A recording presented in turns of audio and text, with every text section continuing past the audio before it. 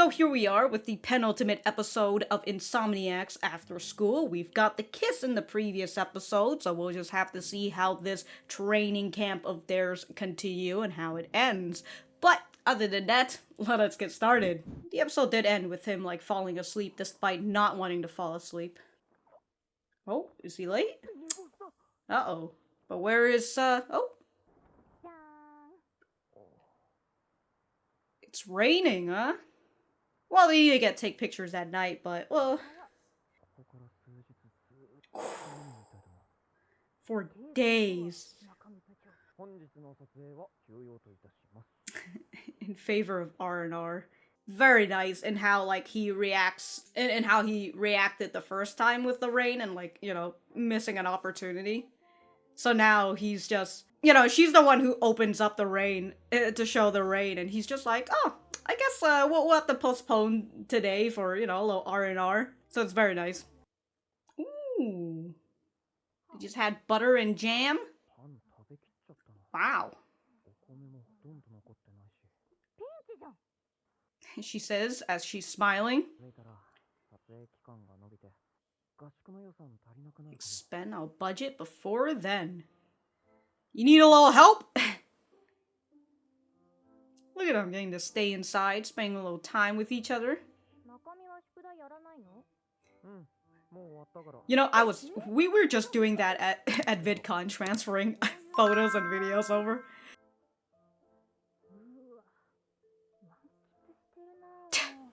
Damn, where is she?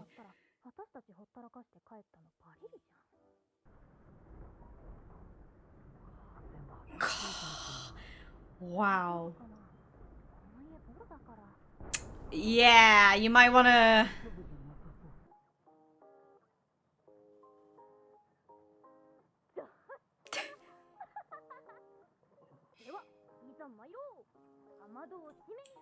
Put up the storm shutters.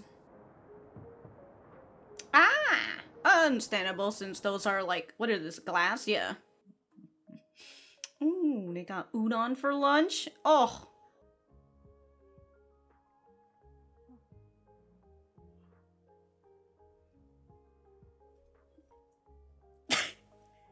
Y'all fucking playing footsies out here, goddamn! You know, I do sense her hand holding. I don't know about foot holding. I don't...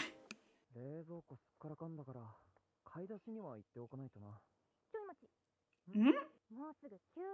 Oh, she did get help.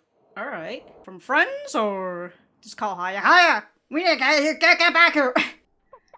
They're here. Oh, so it's the whole friend. Damn, dude.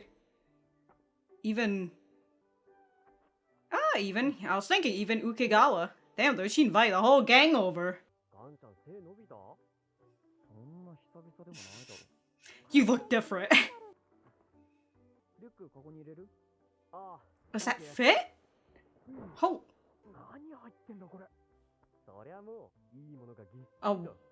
A what? A smorgasbord? A smorgasbord?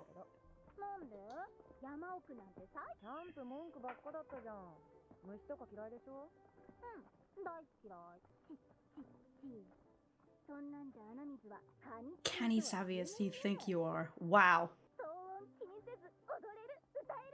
Oh, that's what you want to do? You want to sing and dance, Connie? I was gonna say, like, Connie probably has, like, you know, a big fear. No, she probably suffers from FOMO.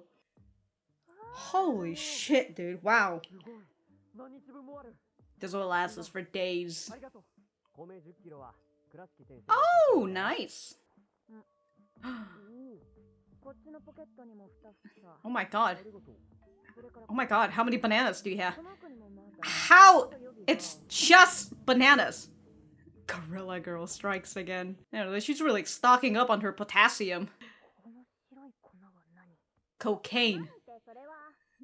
Or crack, salt on crack. MSG. It's flour. Look, salt and crack would have been fine too.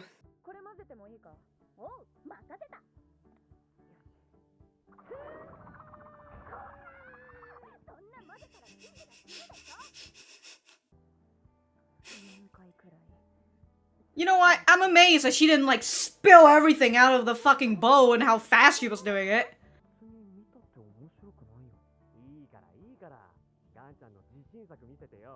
It's just pictures of,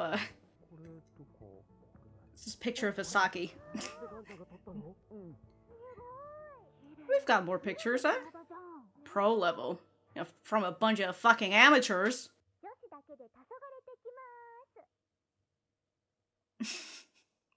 It's just 2 dudes. So anyways, you made any progress?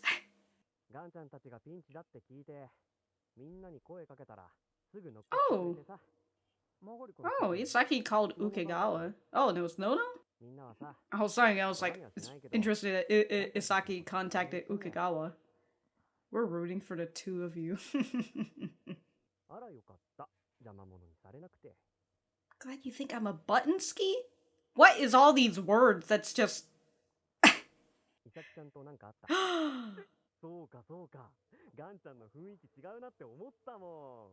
A brother knows.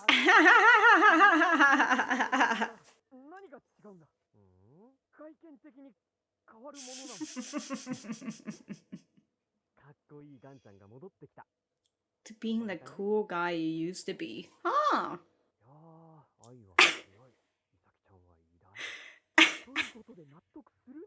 Well, I mean, he's a little bit on the ball.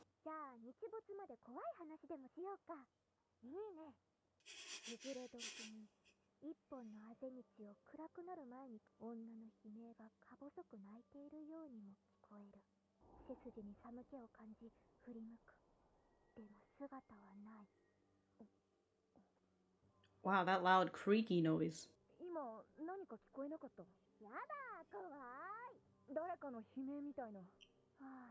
No, it was just metal creaking. Man, somebody really needs to fucking put oil on their hinges.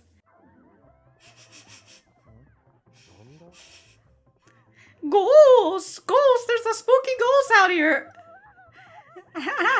A gopher!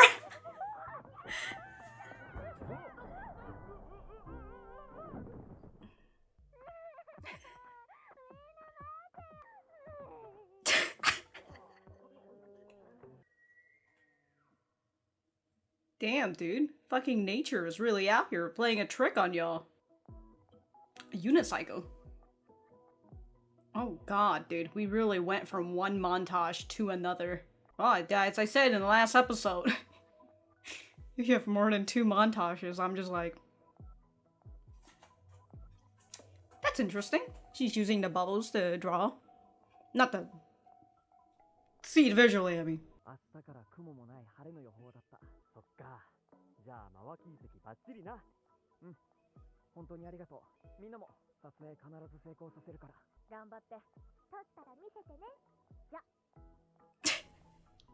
So fucking Connie to just be like, later. She doesn't even say anything else. She's like, I'm out of here. Had my fun. Back when he was... Is that what you want to be when you grow up?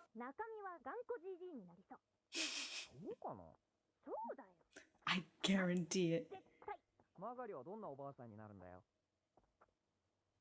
Uh-oh, wait. I forgot, it's the death flag that's still here. She doesn't know what the future in store for her, so she's living in the moment.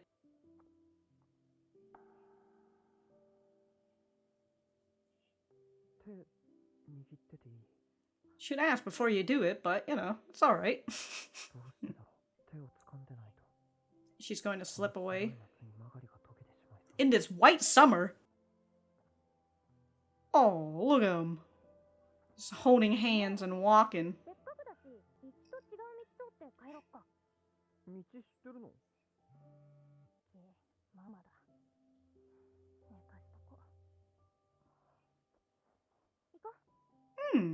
Interesting. Somebody's sending you fucking texts.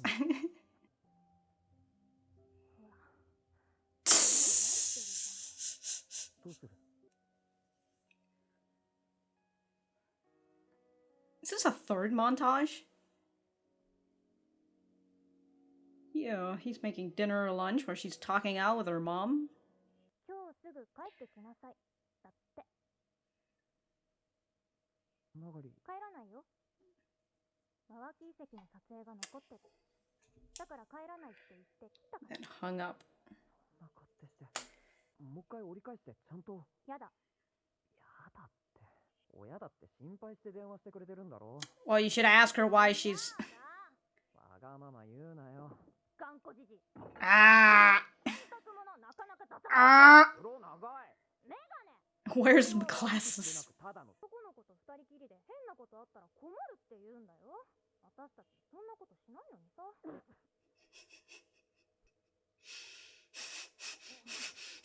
I don't know, I think your mom is up to something. Oh, shit! Not taking no for an answer. マガリ。食べ終わったら掃除しよう。今日まで使わせてもらったこの家をきれいに片付けて出るんだ。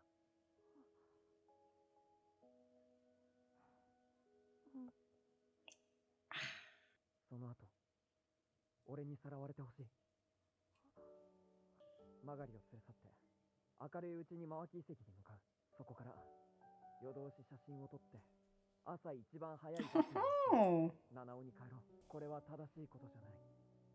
でも、二人で始めた旅のゴール。 We're gonna end it together. Awesome. そこにマガリがいてくれないと。 Alright, that was a nice episode. Alright. I'm gonna go write my notes and we will be right back to the center. Alright, so that was episode 12 of Insomniacs After School. Let me know what you guys think about it in the comments down below. You know that I always like talking to you guys. For me, I thought that this was a pretty nice episode. There was like 3 montages in this episode. I was talking about in the previous episode how there were like 2 montages, and you know, montages, they're nice to just show the scenery and everything, but I personally don't really care much about montages, unless it's like, I don't know, I kind of slightly care if it's like a montage of like people practicing their skills or whatever, you know, like fucking training montages. I'm like, that's nice, that's fun. If it's just montages of people having fun, I'm like, it's whatever, right? So that's currently how I kind of feel for the past 2 episodes now, where it feels like things are happening, but at the same time, they're not. and I suppose that's really the feeling of, you know, they're taking their time, and like the storyline is just kind of following them through their day.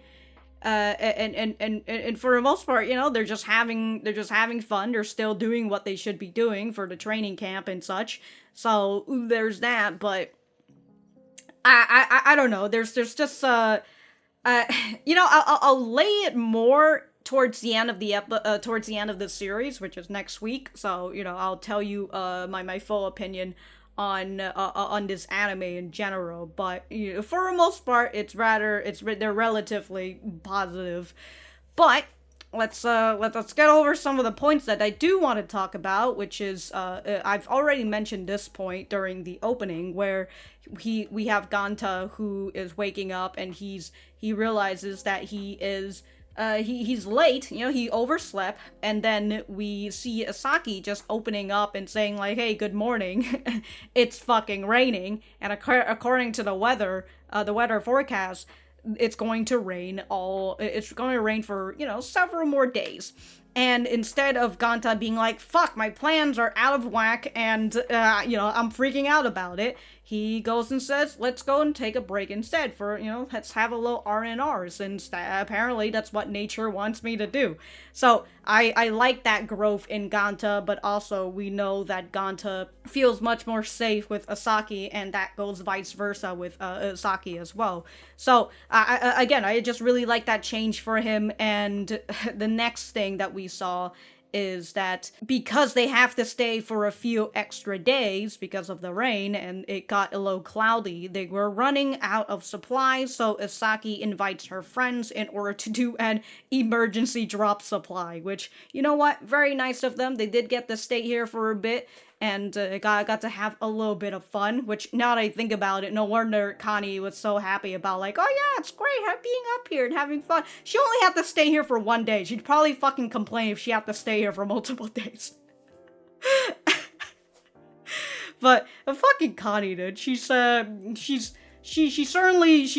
is her. I simultaneously love and hate her at the same time, just because, you know what?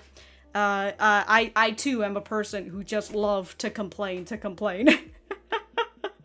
I did think that it was interesting that Isaki initially contacted her friends because, well, I mean, these are her friends, of course she's going to contact them. But then Ukegawa said that it was Nono who contacted him, and that's why he came along, so I was like, oh, that's interesting, right? Ukegawa is, you know, he is in the friend group as well, and I'm glad that the connection, you know, eventually comes to him, and he is here as well. Although I don't think Ukegawa suffers from FOMO like Connie would.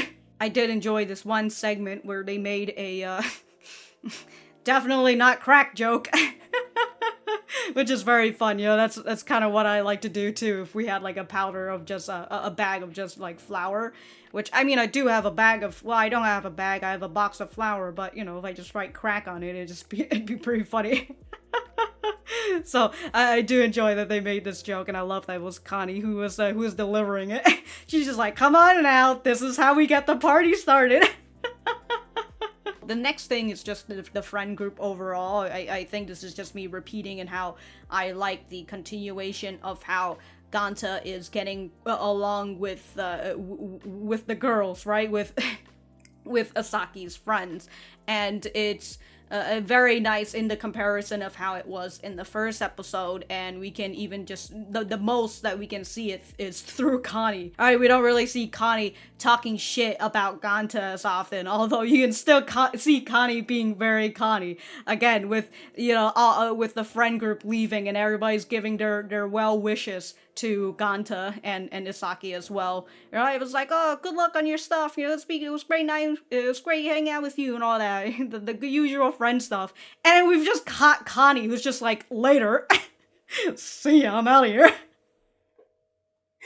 Anyways, with the whole friend group stuff, I really like that, you know, they're here interested in looking at his pictures, and he's the guy who's like, oh, Ganta, I mean, he's the guy who's like, oh, I don't know, they're probably not good pictures and all that, which I assume, because he's used to having Shiramaru looking at his pictures, and Shiramaru, who is much more of an expert than he is, she's looking at it with a critical eye, here, whereas with the friends here, alright, they're looking at it through just a normie eyes, I guess. But also, you know, through the lens of friends. So like when they see its pictures, they're like, wow, this is great. So as one of them says, this is just like a pro's picture. And it was just very nice to see that Ganta is just out here blushing as he's showcasing all the pictures, right? Everybody's so excited, you know, everybody's got a little blush on them. And, you know, we've got him who's like, we see the glimmer in his eyes, a little bit of a smile, and then we've got Ukegawa who's just looking at Ganta while Ganta's looking away, you know? Ukegawa knows. He's just like, look, dude, people love your shit, and that's how it that's how it is. That was me not knowing how the sentence was going to end. But speaking of Ganta and Ukegawa, we've got the both of them just chilling with one another, having their little boys talk. You know, boys love talking about romance. That's what boys always talk about when they're alone. And I really like that he's over here like, hey, even though nobody says it, alright, we're all rooting for the two of you. And I'm just over here like, does that mean Ganta has been talking with the girls, or like does he also knows that the girls are like, yeah, you know, like we don't really see Isaki talking about it, or at least we don't see, well, yeah, we don't see Isaki talking about it with her friends, or whenever we do see her hanging out, they're just doing just the usual friend stuff. Meanwhile, with Ganta and Ukegawa, they're the one who's talking about the prospect of romance and his relationship with Isaki. So it's interesting that Ukegawa is the guy who brings up that says, we're all rooting for you, and I'm just like, okay, so I guess I would assume the friends also kind of have an idea as well with these two's relationship. Maybe not Connie, but but yeah, I thought that was interesting. It's just, perhaps that's just another example of Ukegawa's putting its roots a little bit more into the whole friend group as well. And I like that Ukegawa tells him, hey, you look different from the first time they met each other again. He kind of went for, I don't know, what about you, but you look a little bit taller, which I suppose, could that just be him, like, standing a little bit, like, you know, he's, like, is it just because he's not slouching anymore or something? You know, so he's not feeling, wow, you're looking a little taller now that, like, you've got your back straight and everything. Maybe, yeah. But he continued with that, like, saying, you look, yeah, well, you're now the cool guy that you used to be. Romance is so cool. Oh, romance really fucking changed you, huh? This is pretty fucking awesome. So I do like the continued romance talk between the boys and not the girls, which, you know what, is quite refreshing. And in terms of that, I mean, like, romance talk of just romance instead of, like, wow, that girl's really hot, you gotta bang her or something, you know, not that sort of, like, boys talk. That's like, oh, it's very different from, like, what Ganta and Ukegawa talk about. So I like that it's these two guys who are just talking about romance without, like, having to talk about sex or anything, or just, like, how hot the girl is, you know, talking about how sexy or the girl is or whatever, those sort of talks. That's, you know, we see that all the time, but again, it's nice to see this sort of talk between the boys. Speaking of what I was talking about with Kanye's response here at this point, I want to see what everybody had said again. So we've got Ukegawa. It's like, oh, everything will be perfect for your visit, and so he says, you know, I appreciate your visit, and all of you as well. We're going to take an amazing picture for sure. And we've got what is her? Why do I keep forgetting her name? Aizawa? No, that's somebody else. But yeah, I don't know why I cannot remember her name right now. But she says best of luck. We've got Nono, who's like, oh, make sure to show us when it's ready, okay? And then Kani, later. Yeah, whatever. I'm out of here. But after the whole group leave, we've got Isaki, who says, wow, I'm lonely out of the sun. Must be how my grandma feels like every time I visit her, which prompts Ganta to ask what kind of person is your grandma, and she responds to saying that she was really lovey-dovey with her grandpa back when he was still alive, with what she was talking about her grandpa and them wondering about how they'll turn out when they're older. And Isaki's saying, like, when you get older, Ganta, you're gonna be an old man, you're gonna be an old stubborn man, because I just know how you're going to be. But it is very fun that I was thinking, like, maybe that's what Isaki wants. Like, she wants to be a person who gets married or just continue to live a life with their loved one and grow old with them, right? And that's, you know, that's a very simple thing that one would want with their significant others. But when he asks her what she would be when she was older, she goes and she says, well, let's see. I don't know what the future has in store for me. And then she turns around and smiles. Which, you know, Saki really needs to stop putting all these death flags in here. She's really out here like, yeah, I don't even know if I have a future. Yeah, with this whole heart condition of mine, I don't know. I'm probably just gonna fucking die before I turn 30. Like, Jesus Christ, Sasaki.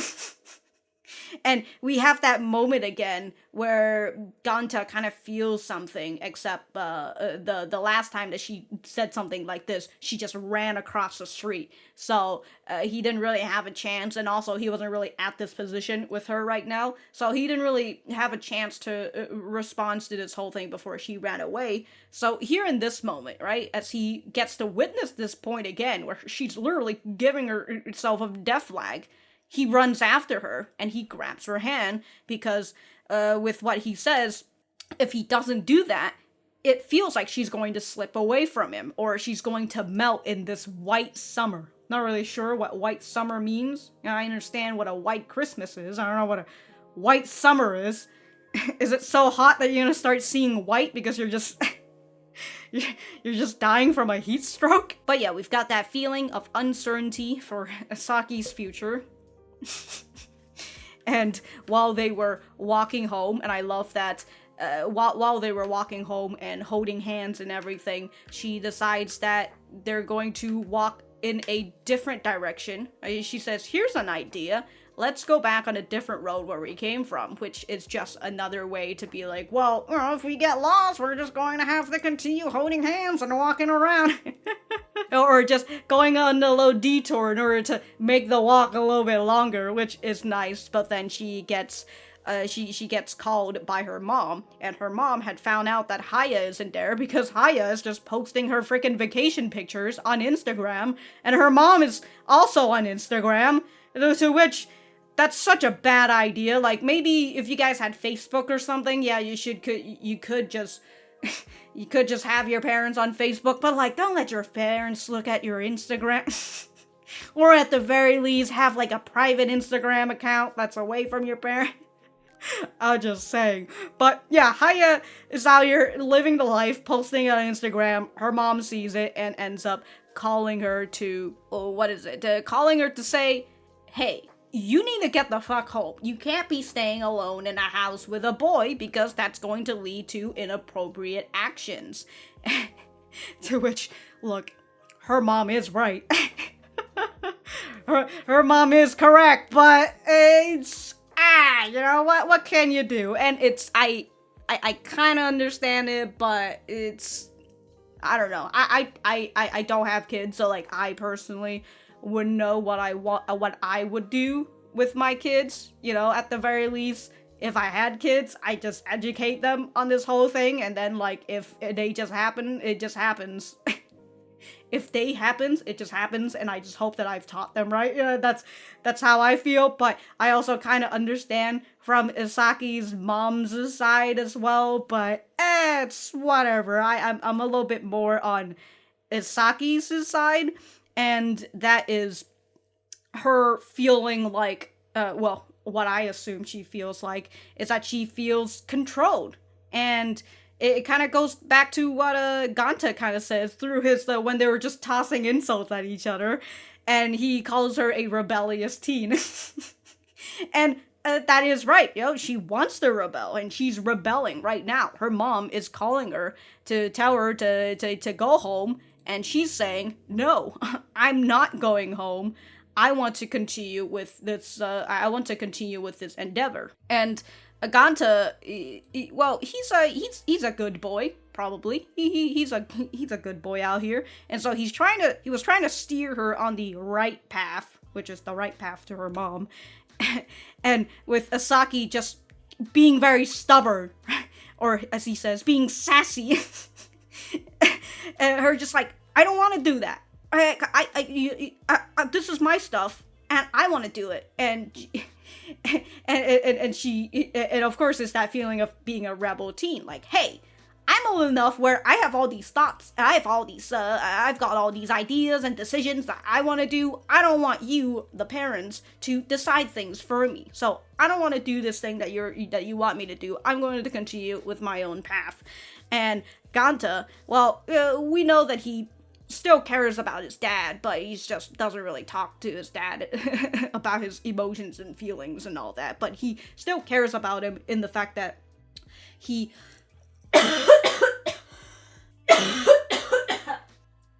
oh my god. In the fact that he makes lunch for his dad. Alright, he even made like lunches up to day 5 to make sure that his dad has good food when he gets home, and that even when his son is gone, he still remembers that his son cares for him. So we know that that's the sort of person Ganta is, and yeah, he was trying to steer her on the right path before giving in. And I like that he kind of did a bit of a switcheroo at first, where he's just like, all right, we're gonna clean up this house, and we saw a little bit of tears on Isaki's eyes. I was like, damn shit, but he's like, we're gonna clean up. And after that, right, our trip is over, but I'm gonna fucking kidnap you. To which, that's him, this is Ganta saying that he's going to take responsibility for what's going to happen next. And and I hope that I would assume he's going to follow through with it. You know, I feel like Ganta is a man of his words, and if Isaki's mom is out here being like, "Hey, where is my daughter? This guy has kidnapped her," and she's gonna call the cops on him. But as I said, he says he's gonna kidnap her, which is him assuming responsibility for what's going to happen next. And even though I know that Saki will probably be like, "Oh, I didn't want to fucking go home, so that's why I fucking left." Get fucked, parents. So, we'll just have to see how that goes. The trip ends in the next episode, and I assume, they're going to get a really nice picture, hopefully, anyways. And I would assume... We haven't seen Asaki's parents. I don't think so, anyways. We've only seen her and Haya in the house. So, maybe we'll see her parents there, and then they're gonna get in trouble. But we'll just have to see it when we see it, right? But yeah, that's pretty much all I have for this episode. And as I've mentioned before, it feels like we've got a lot of progress done, but then what I feel is that despite us getting all this progress done since the last episode as well, right, with like their relationship just up to this point where like we're really teetering on them perhaps getting into a relationship, to which, the mangaka has already brought us up to this point, and if they teeter us with that for even more than like a few chapters in the manga, I mean, whenever we're at this point, if they continue to teeter on, like, that's gonna be really annoying. So I would assume they have to soon they have to be in a relationship, because you can't be teetering on that line for more than 10 chapters at the very least, right? I think that's like for most, probably be like 5 chapters is max for them before they're like, alright, I fucking hate this is stupid. But for me, I give it at least like 10 chapters before I go and say this is fucking stupid. But yeah, I assume that they will get together, or her fucking sickness gets in the way or whatever. But I wanted a tangent, I forgot what I was talking about. Oh yeah, despite all the stuff that's happening, that we've got a lot of progress between the two, it just felt like there's been a lot of fluff in between. And I just... and I only say it's fluff just because it's just here to I was gonna say incorporate the things that we've been having in the previous episode, right? With Ganta's relationship with Asaki, Ganta's relationship with Saki's friends, and how the friend group has grown overall, and how Ganta has grown overall in the series. And I like that they're showing us the difference, right? I always like just to know that, well, here we are in the penultimate episode, and we see how different our character is compared to the first episode. I really like to see that change. It's just that that's really what we've been getting, but then also we've been getting montages, which, again, I don't really care much for, and I do consider it to be a bit of a fluff. It's really just there. They're just still images for the most part. And just music. We have this one part with Ukegawa playing the ukulele and singing a commercial song, or at least a song that was played on a commercial. And I was like, okay, cool, whatever. Sometimes I wonder what I'm even looking for in a romance anime. Oh wait, Bokuyawa, duh. But as I've said, I'll give my opinion on this anime as a whole in the final episode. So, if I have anything else to say about this episode, I will write it in the description down below. Thank you guys for sticking around, and I will see you guys in the next episode.